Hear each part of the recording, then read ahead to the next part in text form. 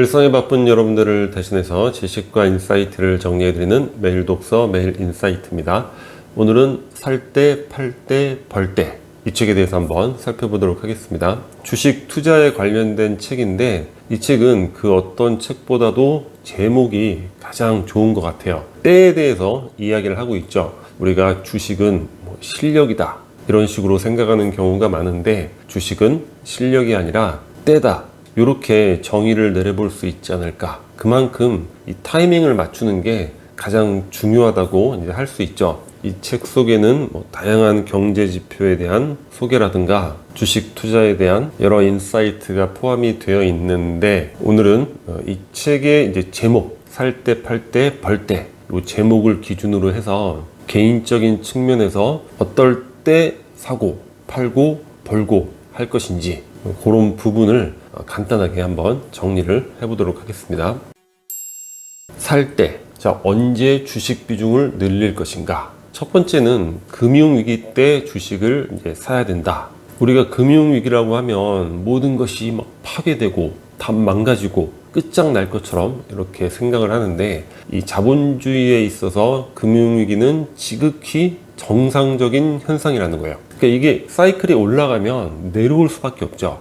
이게 과열돼서 올라가면 여튼 터져야지 내려오는 거죠. 그래서 항상 금융위기는 주기적으로 반복이 됩니다. 그러니까 경제위기, 금융위기는 정말 많은 것들을 파괴하지만 새로운 시작을 할 수 있는 기회와 공간을 마련해 준다. 이렇게 정리를 해볼 수 있을 것 같아요. 그리고 이 금융위기를 각본, 감독, 주연하는 게 바로 미국의 연방준비제도, 페드가 되겠죠. 그러니까 페드의 움직임에 항상 주시를 하고 있어야 됩니다. 여튼 지난 시기의 금융위기, IMF, 우리 모든 것들이 다 망가질 것처럼 생각을 했잖아요. 근데 한국의 주식 부자들이 거의 대부분이 IMF 때 출연을 하게 되죠. 정말 우스꽝스러울 정도로 주가가 낮았어요. 당시 워런 버핏도 ridiculous라고 해서 너무나 웃기도록 주식이 싸다, 한국 주식이, 그런 이야기까지 했죠. 그러니까 당시에 1등 기업들 위주로 IMF 시기에 투자를 했다면 엄청난 주식 부자가 되는 이런 시기였다고 볼 수 있습니다. 글로벌 금융위기도 마찬가지죠. 주가가 한 1300선까지 떨어졌던 것 같아요. 물론 바닥에서 살 수는 없겠지만 떨어지는 시점, 1700, 1500, 1300 이 시점에서 매수를 했다면 이후에 주가 회복이 되면서 많은 수익을 볼 수 있었고, 가장 최근에는 코로나 팬데믹을 들 수 있죠. 금융위기까지 이야기하긴 그렇지만 여튼 팬데믹 때 또 주가가 제 기억에 한 1300 정도까지 내려갔던 것 같은데, 그 이후에 회복이 되면서 3000선을 넘어갔죠. 그러니까 이런 시기에 금융위기, 경제위기, 이런 시기가 주식을 살 때다. 그리고 어떤 방식으로 사느냐, 이건 저의 개인적인 이야기를 말씀드리는 건데, 저라면 이제 인덱스, 개별 종목 투자를 하는 게 아니라 지수에 투자를 하는 거죠. 또는 아까 말씀드린 것처럼 1등 기업들, 1등 기업들이 이제 회복력이 더 빠르니까 1등 기업만 모아놓은 ETF에 투자를 한다거나, 그것도 일종의 인덱스가 되는 거죠. 이런 인덱스에 투자를 해야 되는 거예요. 그리고 두 번째, 어떨 때 사느냐, 대세 상승기. 그러니까 누가 봐도 이거는 대세가 상승하는 분위기구나. 막 주식 시장으로 유동 자금이 막 몰리는 시기가 있잖아요. 경기가 화랑이 된다거나 또는 경기 부양을 위해서, 일종의 팬데믹도 대세 상승이라고 할 수 있죠. 경제 위기면서 대세 상승기. 그런데 중요한 게 뭐냐면, 우리가 주식은 실력이 아니라 때라고 말씀드렸잖아요. 그러니까 하락장에서는 아무리 고수라 할지라도 수익을 많이 못 냅니다. 그러니까 하락장의 고수보다 이 상승장의 초보자가 훨씬 수익을 많이 내게 되는 거예요.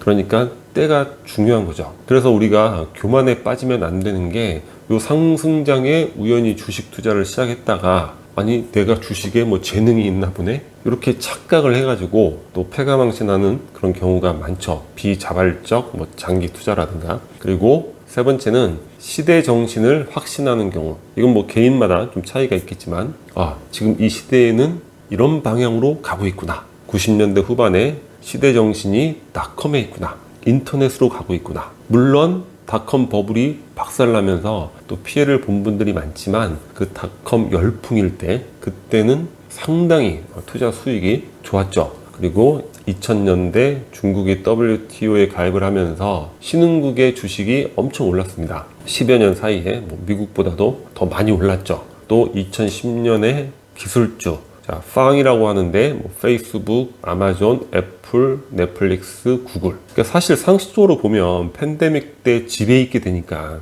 그때 넷플릭스 주가가 오를 것이다 이렇게 생각을 해서 그때 넷플릭스를 샀어야 되는데 그 당시에는 진짜 어마어마하게 올랐죠. 여튼 2010년도에 소셜미디어의 발달과 함께 이런 플랫폼 기업들, 기술주가 또 엄청나게 오르게 되는 거죠. 우리나라의 네이버나 카카오 그런 주식들, 그리고 2020년대에는 2차 전지, 충전해서 쓸 수 있는 배터리, 이것도 시대 정신을 조금 일찍 파악한 분들은 큰 수익을 냈을 거예요. 지금은 또 워낙 많이 올라서 지금 살까 말까 이거는 상당히 고민이 되는데, 그래서 저라면 이런 관점에서 주식을 살 것이다.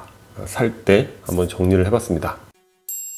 그리고 팔 때인데 그러면 언제 주식을 팔아야 하는가? 자, 참고로 장기 투자가 정답인가? 많은 책을 보면 장기 투자를 해라 이런 조언이 많이 있어요. 그리고 그러한 데이터만 뽑아가지고 장기 투자를 하면 이렇게 수익이 났다 이렇게 이야기하는 경우가 많은데, 실제로는 또 그렇지 않은 경우도 더 많죠. 저도 중국 상해 종합지수를 인덱스 투자로 한 10년 가지고 있었거든요. 근데 중간에는 두세 배 수익이 났어요. 중간에. 근데 장기적으로 갖고 있으니까 도로 제자리가 됐습니다. 그러니까 거의 10년 갖고 있었는데 10% 20%도 안 오른 그런 상황이니까 그냥 원금 자체만 갖고 있었던 거예요. 그래서 마냥 장기 투자하는 건 정답이 될 수 없고, 특히나 미국을 제외한 나라들은 과거부터 주식 추세를 보면 거의 대부분이 박스권이에요. 치고 올라가고 그런 게 없습니다. 미국은 전 세계에 돈이 모이니까 시기별로 계속 올라가는 경우도 있는데, 그 외의 나라들은 박스권이니까 마냥 장기 투자를 한다. 거의 대부분 제자리가 되겠죠. 그래서 팔 때를 잘 판단해서 과감하게 팔아야 된다. 자, 어떨 때? 일단 시장이 너무 과열이 되어 있는 거예요. 개별 종목으로 봤을 때는 PER이 너무 높게 되어 있는 거죠. 장기 전망도 좋고 다 좋은데 저렇게까지 PER이 높을 수 있는가? 이런 것도 한번 고민해 볼 필요가 있고, 인덱스 투자라면 버핏 지수를 한번 참고해 볼 수 있겠죠. GDP 대비 그 나라 주식의 이제 시가총액을 의미를 하는데, 여지없이 재작년에 우리나라 주식도 버핏 지수가 상당히 거의 꽉 차는 수준 갔더니 그 뒤부터 하락을 하게 됐습니다. 물론 금리 인상이라든가 여러 원인도 있었겠지만 참고해 볼 만한 지수가 될 것 같아요. 그래서 시장이 너무 과열되어 있다 하면 또 과감하게 팔아야겠다 이런 개인적인 생각을 해보고, 유동성이 축소될 때, 아까 페드가 각본 감독 주연 다 한다고 했잖아요. 페드가 유동성을 줄일 때, 그러니까 테이퍼링이라는 말이 나오면 가드를 올려야 된다. 이 말씀을 다른 책 다루면서 드린 적이 있는데, 여지없이 페드에서 이제 테이퍼링, 양적완화 축소 그런 이야기가 나오면서부터 주가가 흔들리기 시작했죠. 그러면서 금리를 높이면서 주가가 이제 떨어지게 됐는데, 이런 금리 인상이라든가 주식으로 유입되는 자금이 적어질 때, 유동성이 적어질 때 과감하게 빨리 팔아야겠다 이런 생각을 해보고, 아까 시대정신을 말씀드렸잖아요. 시대정신이 정체되거나 위축될 때, 그러니까 그 시대정신이 이미 이제 보편적인 문화가 되는 거죠. 새로울 것이 없는 그런 상황이 되면 그것이 또 주도주로서의 생명력을 잃어버릴 수 있잖아요. 그럴 때 이제 팔게 되는 것이고, 근데 말은 이렇게 쉽게 하는데 주식을 언제 팔 것인가, 이거는 아무도 모르죠. 누구도 맞출 수가 없는 거예요. 그래서 항상 살 때도 마찬가지고 무릎에서 사고 가슴에서 팔라. 저는 장단지에서 사고 그냥 배에서 팔자, 이것도 좋은 것 같아요. 대부분 사람들이 욕심이 이제 과하다 보니까 꼭지에서 팔려고 또 기다리다가 패가 망신하는 그런 경우들을 많이 보게 됩니다. 또 완전 바닥에서 살려고 기다리다가 때를 놓치는 이런 경우도 많이 보게 되죠. 그래서 다른 그 어떤 그 주식에 대한 경험보다 이 중요한 게 바로 무릎에서 사고 가슴에서 팔라. 부동산도 마찬가지가 되겠죠. 자, 벌 때 여튼 수익을 내야 되는데, 피터 린치는 이런 얘기를 했죠. 뛰어난 투자자라면 10번 중 6번을 맞춘대요. 제가 처음에 이 글을 봤을 때는 좀 이해가 안 됐어요. 아니 뛰어난 투자자라면 10번 중에 8번, 9번 맞춰야지. 그러니까 한 번 더 맞추는 거잖아요. 6번. 그게 말이 돼? 그러니까 그 정도로 시장을 이기는 건 힘들다. 그런 의미가 되겠죠. 10번 중에 한 번 더 맞추는 거예요. 6번을 맞추는데 여튼 맞추고 안 맞추고 이게 중요한 게 아니라 자, 중요한 거는 맞췄을 때 얼마를 벌고 자, 틀렸을 때 얼마를 잃는가다. 이게 중요하다는 거죠. 그러니까 맞췄을 때 많이 벌어야 된다는 거예요. 10번 중에 한 번을 맞춰도 그게 나머지 틀렸을 때보다 더 큰 수익이 되면 그건 좋은 거잖아요. 그래서 번다는 건 여튼 벌 때 얼마를 버느냐 이게 중요하다는 이야기고, 워런 버핏과 찰리 먼거도 평생 주식 투자를 했지만 번 돈의 대부분은 그 소수의 몇 개의 투자에서 거의 대부분을 벌었다는 거예요. 그러니까 조금씩 뭐 이익을 낸 게 아니라 몇 개에서 맞췄을 때 그때 거의 대부분을 벌었다는 거죠. 그래서 벌고자 한다면 이 대세 상승, 이 확률이 높게 다가올 때, 이럴 때 과감히 주식에 몰빵을 해야 된다는 거예요. 찰리 먼거도 비슷한 이야기를 했습니다. 이렇게 확실하게 뭐가 다가올 때 모든 것들을 다 정리해서 거기에 과감하게 집중, 몰빵, 투자를 하라는 거죠. 물론 대단히 위험한 말이 될 수도 있어요. 그런데 그런 시기는 사실 존재하긴 하잖아요.